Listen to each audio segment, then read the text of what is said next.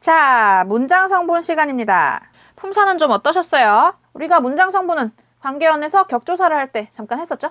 그때 뭘 배웠었냐면 체언에 주격조사가 붙으면 주어가 되고 체언에 서술격조사가 붙으면 서술어가 되고 어쩌고저쩌고 이런 걸 하면서 문장 성분은 어떤 단어가 문장 안에서 맡고 있는 역할이다 라는 것을 설명을 드렸었습니다. 품사라는 것은 단어의 카테고리, 단어가 속해 있는 정체성이지만 문장 성분은 어떤 문장이 있을 때 그 문장 안에서 단어가 맡고 있는 역할이다.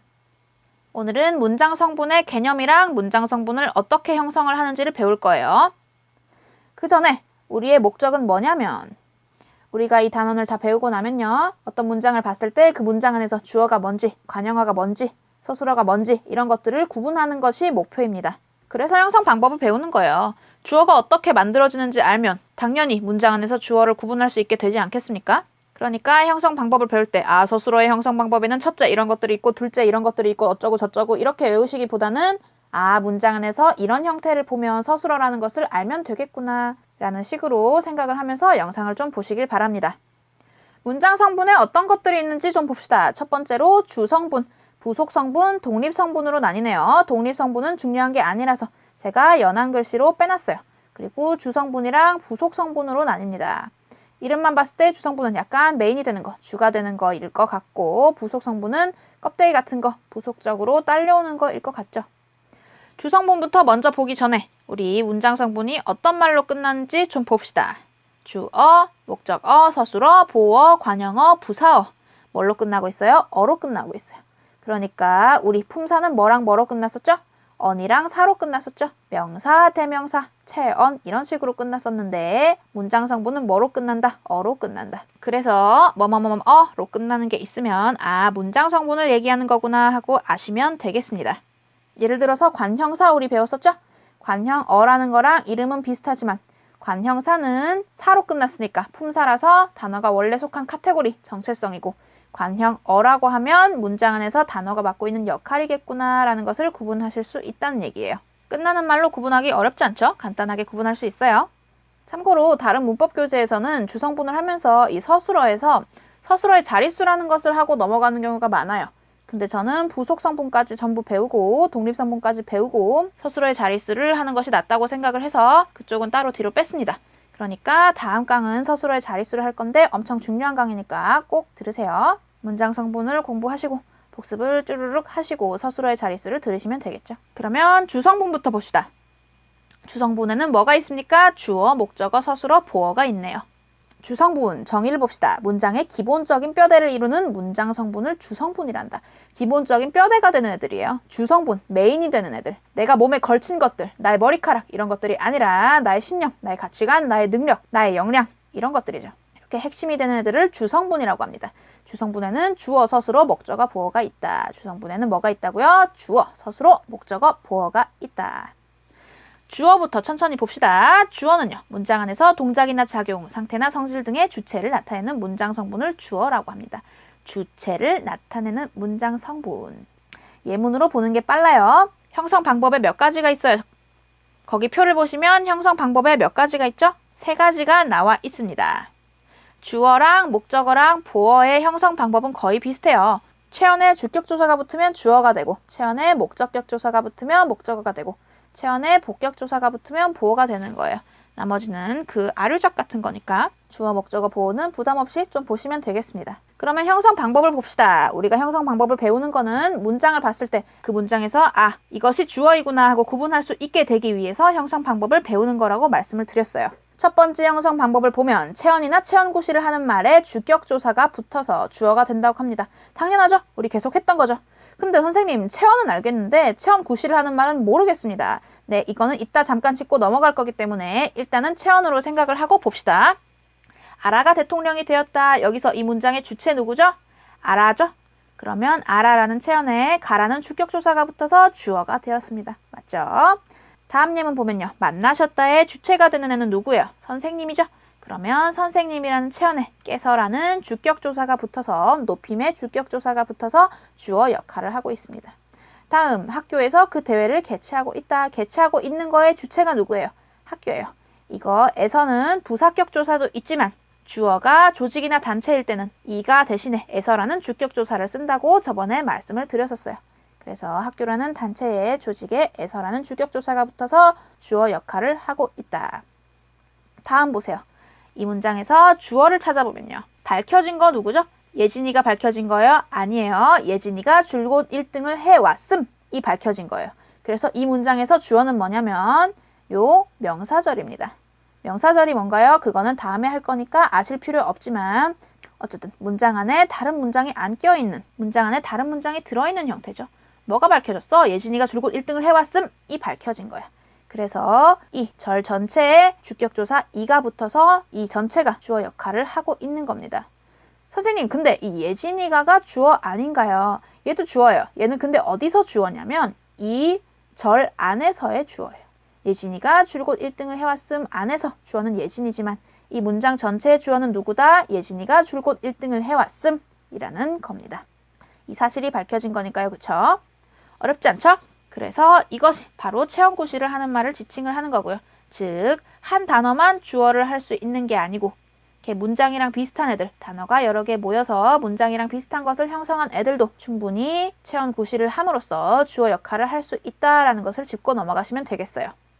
여기까지 했으면 나머지 두 개는 전혀 어렵지 않습니다. 2번 형성 방법은 뭡니까? 주격조사 대신에 보조사가 붙어도 된대요. 당연하죠. 아라는 대통령이 되었다. 는이라는 보조사가 붙어서 주어 역할을 하고 있죠. 도만까지 이런 거 다 붙을 수 있겠죠. 아라도 대통령이 되었다. 아라만 대통령이 되었다. 어쩌고 저쩌고. 주격조사 대신에 보조사가 붙었지만 전부 주어 역할을 하고 있는 겁니다. 그 다음은요. 조사를 생략해도 주어가 될 수 있다. 별로 어렵지 않죠. 아라 뭐하니 하다라는 거의 주체는 아라지만 조사 없이 아라라는 체험만 쓰였어요. 맞죠? 그 다음은 서술어입니다. 서술어는 항상 문장의 핵심이 되고 가장 먼저 찾아야 되는 애기 때문에 조금 주의 깊게 보세요. 서술어의 정의, 주어의 동작이나 작용, 상태나 성질 등을 나타내는 기능을 한다고 합니다. 예문으로 봅시다. 형성 방법에 3가지가 있네요. 첫 번째는 용언이래요. 민수가 아름답다. 이 민수라는 주어의 상태나 성질, 아름답다라는 용언이 있죠. 이게 서술어 역할을 하고 있다는 겁니다. 민수가 아름답다. 민수가 예쁘다. 민수가 웃는다. 민수가 귀엽다. 이거 다 서술어겠죠. 두 번째 형성 방법은요. 체언에 서술격 조사 이다가 붙는 거래요. 당연하죠. 체언에 서술격 조사 이다가 붙으면 서술어 역할을 한다고 우리 이미 배웠으니까. 아라는 이라는 주어의 상태를 나타내는 거. 대통령이다. 대통령이라는 체언에 서술격 조사 이다가 붙어서 서술어 역할을 하고 있습니다. 이 문장을 봤을 때 뭘 아셔야 된다는 얘기예요. 아, 아라는이 주어고 대통령이다가 서술어구나. 이렇게 구분을 하실 수 있으면 된다는 얘기예요. 다음 서술절. 요거는 조금 까다롭고요. 마찬가지로 다음에 또 배울 거예요. 그렇지만 일단 봅시다. 이 문장에서 주어 찾아보면요. 일단 기획력이 뛰어난 거 누구예요? 혜진이죠. 근데 뛰어난 것도 누구예요? 기획력이에요. 쌤, 문장에서 주어가 연달아서 붙어 나왔어요. 뭔가 이상해요. 네, 뭔가 이상하죠? 이런 문장은 뒤에 거를 이렇게 묶습니다. 그러면요. 뛰어난 건 기획력이지만 이 문장의 전체 주어는 혜진이에요. 혜진이를 설명해 주는 게 뭐냐? 기획력이 뛰어나다는 절인 겁니다. 이거를 서술절이라고 하는 거예요. 그래서 이 문장의 서술어는요. 이 절 전체가 됩니다. 혜진이를 설명해 주는 게 누구예요? 혜진이의 상태를 설명해 주는 거. 기획력이 뛰어나다라는 거 전체인 거예요.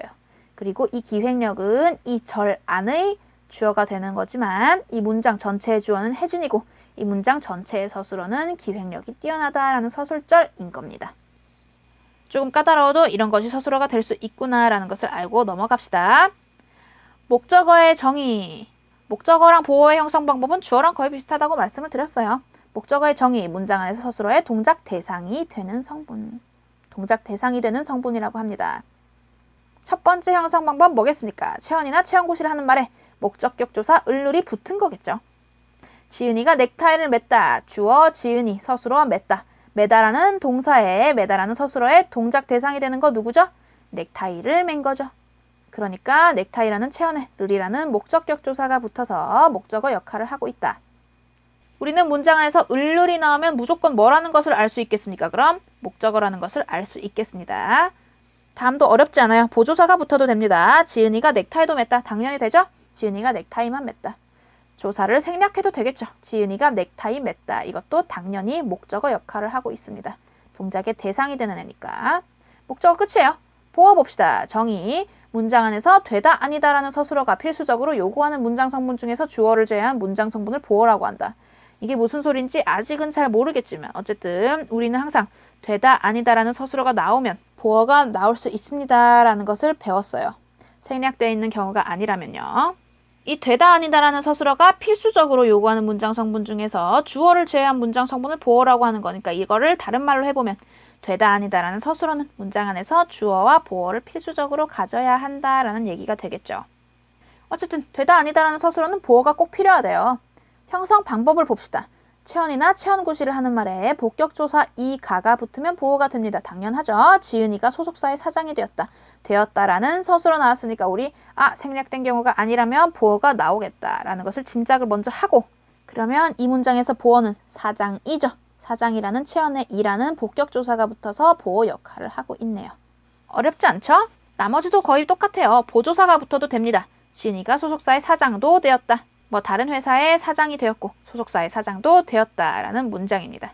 조사를 생략해도 됩니다. 지은이가 소속사의 사장 되었다. 똑같죠? 똑같이 보어 역할을 하고 있죠. 이게 주성분의 끝입니다. 다음은 부속성분을 봐야겠죠. 부속성분은 이름에서 알 수 있듯이 부속되는 거, 메인이 되는 애들이 아니고 꾸며주는 거, 껍데기 같은 거, 내가 입고 있는 좋은 정장, 내가 찬 좋은 시계, 비싼 구두, 이런 것들, 나를 꾸며주는 껍질 같은 것들을 부속성분이라고 한다고 할 수가 있겠어요. 정의를 보면요. 주로 주성분을 수식하는 역할을 한 애들을 부속성분이라고 한다. 나를 꾸며주는 애들, 껍질 같은 애들을 부속성분이라고 하는 겁니다. 부속성분에는 관형어랑 부사어가 있어요. 뭐가 있다고요? 관형어랑 부사어가 있습니다. 관형어랑 부사어의 형성 방법 3가지는요. 조금 외워두시는 게 편합니다. 사실 관형어의 형성 방법은 4가지지만요. 제가 거기 헷갈리지 마시라고 그냥 사라고 표기하지 않고 플러스라고 표기해서 넣어놨어요. 주성분이 아닌 부속성분을 걸러내려면 우리가 관형어랑 부사어를 꼭 찾을 줄 알아야 되겠죠. 그리고 관형어랑 부사어의 형성 방법은 조금 까다롭기 때문에 제가 3가지씩 좀 외워두시라고 하는 거예요. 물론 달달달 외우실 필요는 없고 이런 것들이 있었지. 그러니까 문장 안에서 이런 것들을 보면 관형어라는 것을 알면 되겠구나 라는 수준으로. 관형어의 정의부터 봅시다. 문장 안에서 체언을 꾸며주는 역할을 하는 문장 성분을 관형어라고 한대요. 뭘 꾸며주는 역할을 한다? 체언을 꾸며주는 역할을 한다. 꼭 기억하세요. 관형어는 문장 안에서 체언을 꾸며주는 역할을 하는 문장 성분이에요. 우리 그러면요. 관형어의 형성 방법을 볼 건데 그 전에 우리 이런 걸 생각을 좀 해봅시다. 만약에요. 갑자기 어딘가에서 영어 번역할 사람이 필요해요. 그러면요. 이 역할을 누구한테 맡겨야 될 거 아닙니까?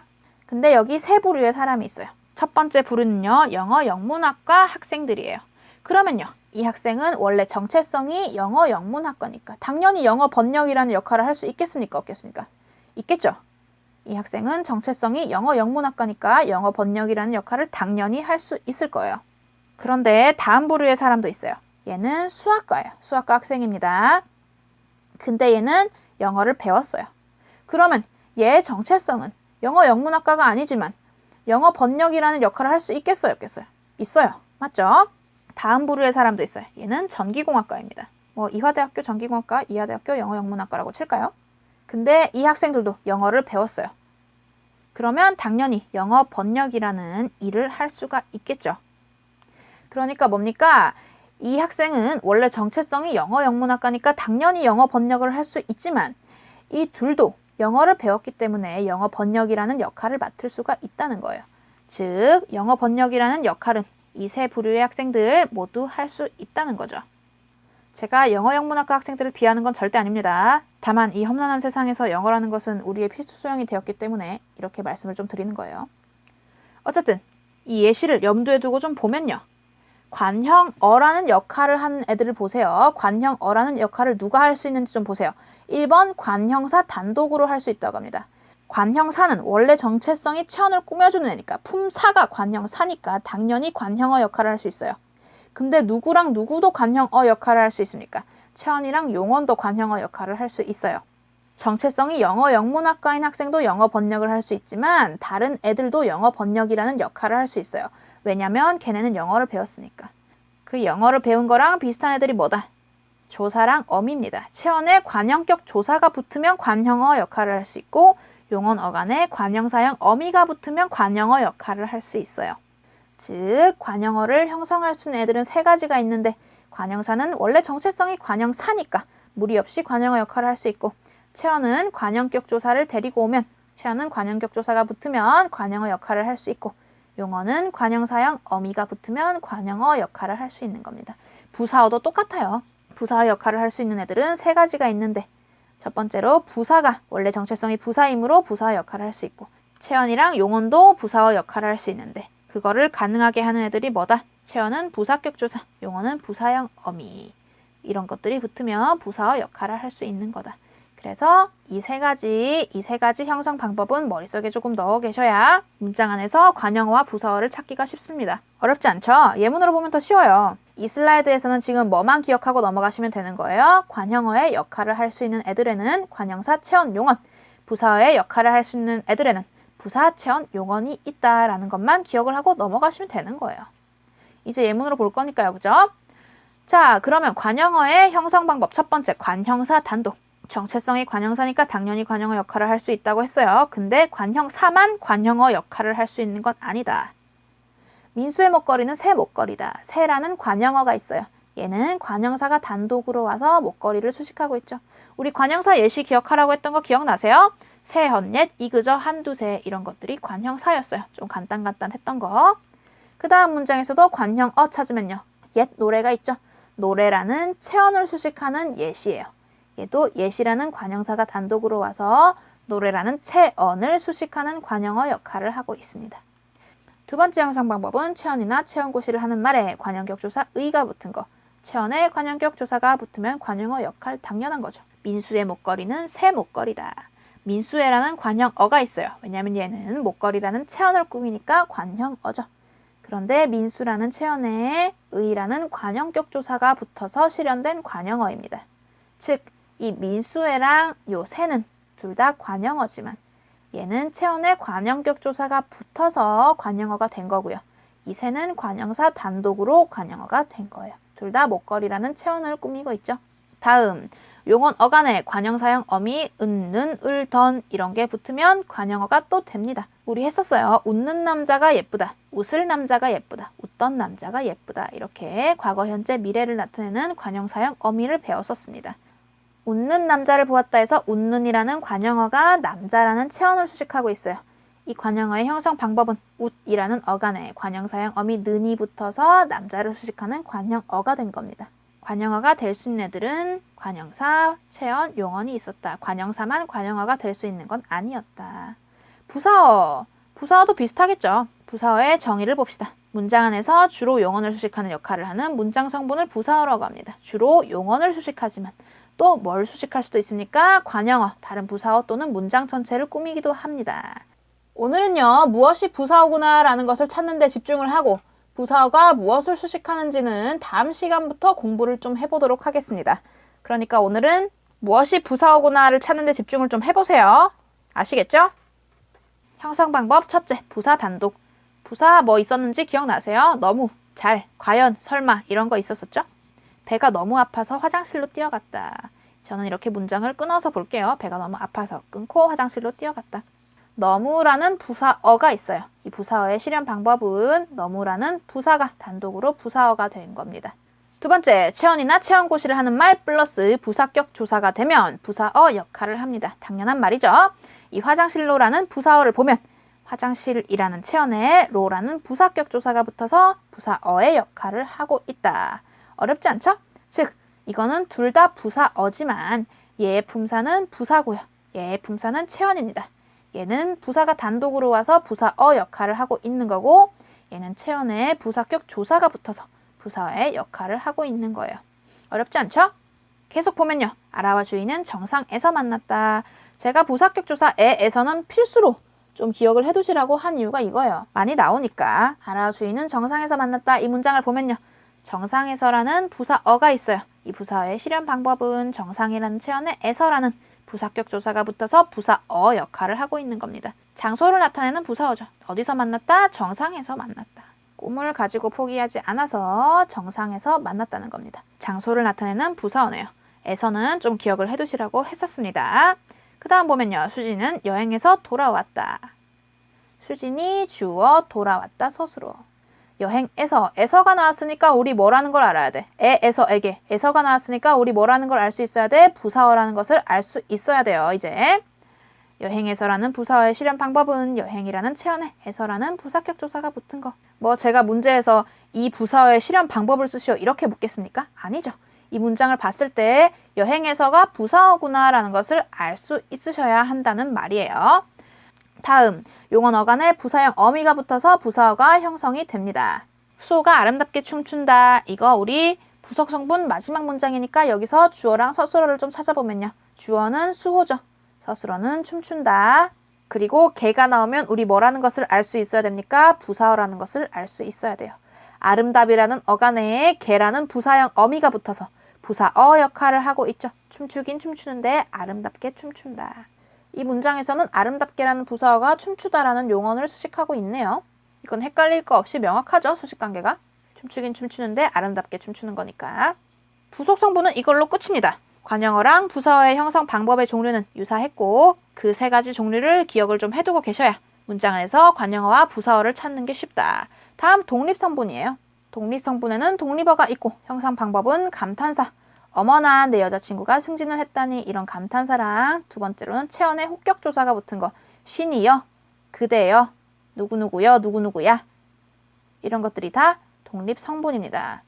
독립성분은 항상 문제가 나오면 보기를 보고 풀 수 있을 만한 수준으로 나오기 때문에 딱히 기억해둬야 될 거는 별로 없어요. 이 정도만 기억을 해두시면요. 아시겠죠? 이제 문제를 풀어볼 건데요. 만약에 내가 여기까지 했는데 문장 성분을 마스터한 것 같다. 나는 개념을 정리하려고 들은 거기 때문에 별로 문제를 풀 필요가 없을 것 같다 하시는 분들은 당연히 안 푸셔도 되고요. 나는 그냥 풀고 답지만 맞춰보고 싶다 하시는 분들은 그렇게 해도 되세요. 근데 시간이 아주 없는 게 아닌 분들이라면 그냥 영상을 좀 끝까지 보시길 바랍니다. 문제를 하나씩 풀고 풀이 영상을 보셔도 되고요. 아니면 쭉 풀고 풀이 영상을 보셔도 됩니다. 다음 시간에 우리는 서술어의 자릿수를 배울 건데요. 그 서술어의 자릿수를 배우려면 문장 안에서 주어, 서술어, 목적어, 보어, 관형어, 부사어를 구분할 수 있어야 되기 때문에 조금 꼼꼼하게 이 예제들이랑 복습하기를 푸시면서 구분법을 확실하게 다지시길 바랍니다. 제가 마찬가지로 한번 풀고 한번 영상 보고 하시라고 똑같은 문장을 2번씩 넣어놨어요. 물론 답지에도 답이 있고요. 풀이 들어가겠습니다. 이 세 문장은 주성분만 구분하는 문장이었어요. 아라가 대통령이 되었다. 이 문장에서 주어, 목적어, 서술어, 보어를 구분하여 쓰세요. 일단 서술어 누구예요? 되었다죠? 이 되었다의 주체는요, 아라고요. 되었다라는 서술어 나왔으니까 우리 뭐 나오겠습니까? 보어 나오겠죠. 대통령이라는 보어 있네요. 그 다음 예문, 선생님께서 아라를 만나셨다. 서술어 먼저 찾습니다. 서술어 뭐예요? 만나셨다죠. 만나셨다의 주체. 이 동작을 한 주체는 당연히 선생님께서일 거고요. 을를 붙은 거 뭐라고 했어요? 을를 목적격 조사 을를 아라를은 당연히 목적어. 지은이는 사장이다. 서술어 누굽니까? 사장이다죠. 그러면 사장이다의 주체는 지은이. 그래서 주어 플러스 서술어로 이루어진 문장이었다. 어렵지 않았죠? 자, 이제부터는 문장 성분을 전부 밝히는 예제예요. 문제를 꼼꼼하게 풀고 영상을 보세요. 고민하지 않으면 실력은 오르지 않으니까. 첫 번째 문장 풀이 갑시다. 서술어부터 찾으면요. 되었다가 서술어죠. 그러면 보어 나오겠다. 일단 되었다의 주체 누굽니까? 아라죠. 그리고 보어 찾으면 대통령이라는 보어가 있어요. 그러면 우리 아까 했듯이 이 문장은 원래 아라가 대통령이 되었다라는 문장이에요. 나머지는 부속 성분으로서 꾸며주는 떨거지 같은 애들이죠. 대통령은 대통령인데 무슨 대통령? 새 대통령이야. 근데 얘가 대통령이라는 체언 대통령이라는 명사를 수식하고 있으니까 관형어겠죠. 그리고 빠르게라는 거 보세요. 얘는 딱히 체언을 수식하고 있지를 않아요.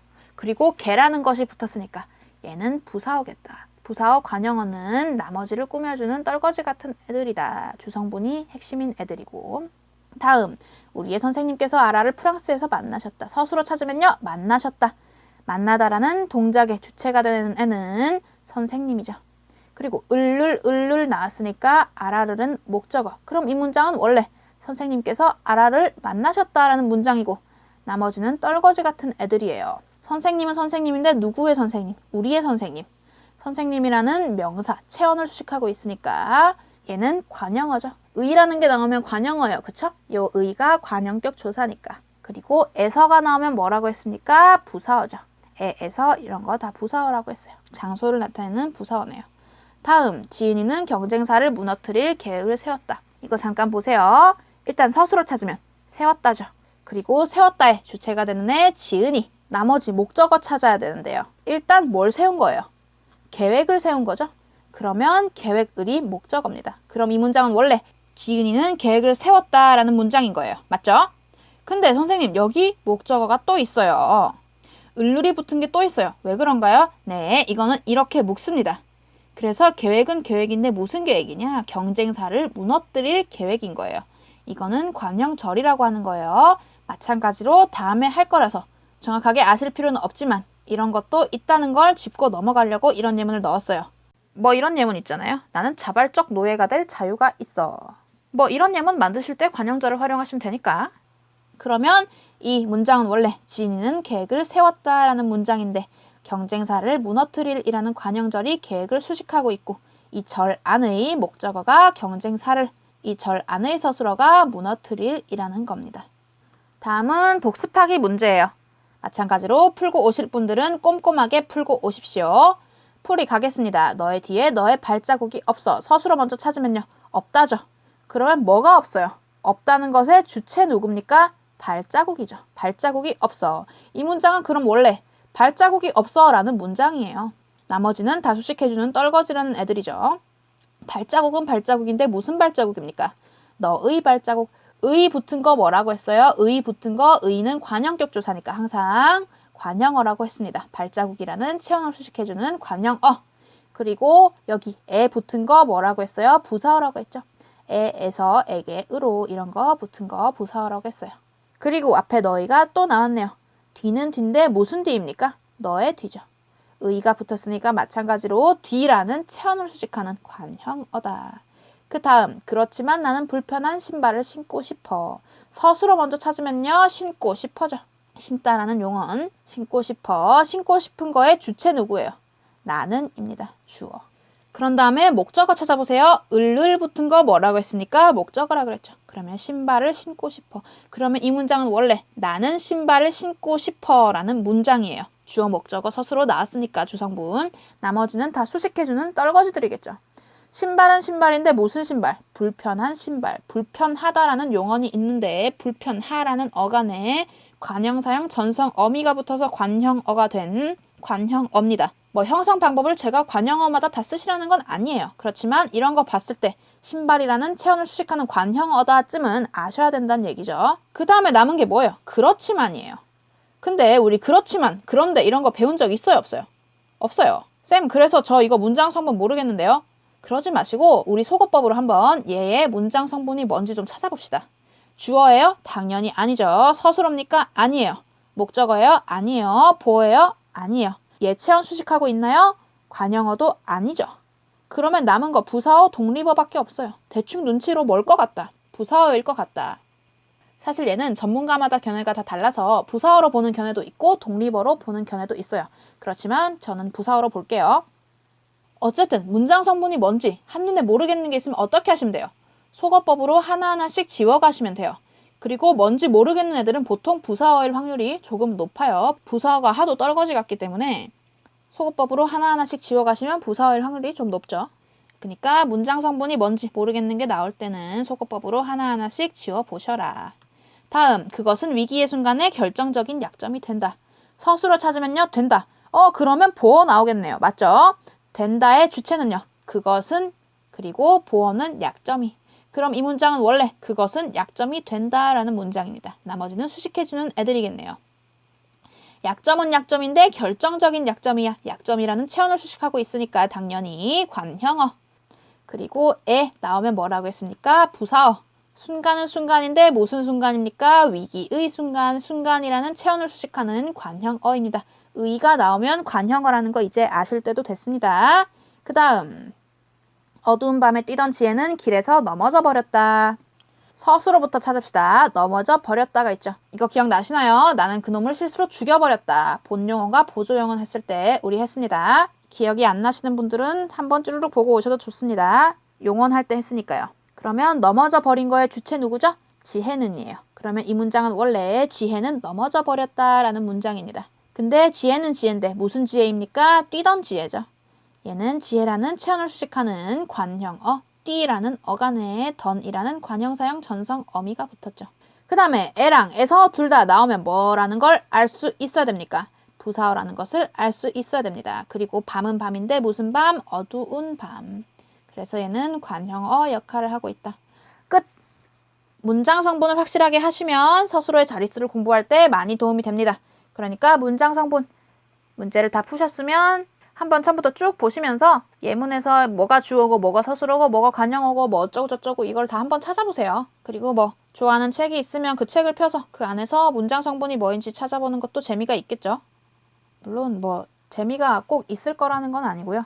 어쨌든 다음 강의 서술어의 자릿수는 매우 중요한 단원입니다. 그러니까 스킵하지 마시고 꼭 다음 강에서 뵙겠습니다. 그러면 오늘도 지치지 마시고 내가 목표를 한 게 있으면 그거를 일단 끝내고 쉬는 하루가 되도록 합시다. 다음 강에서 뵐게요. 안녕!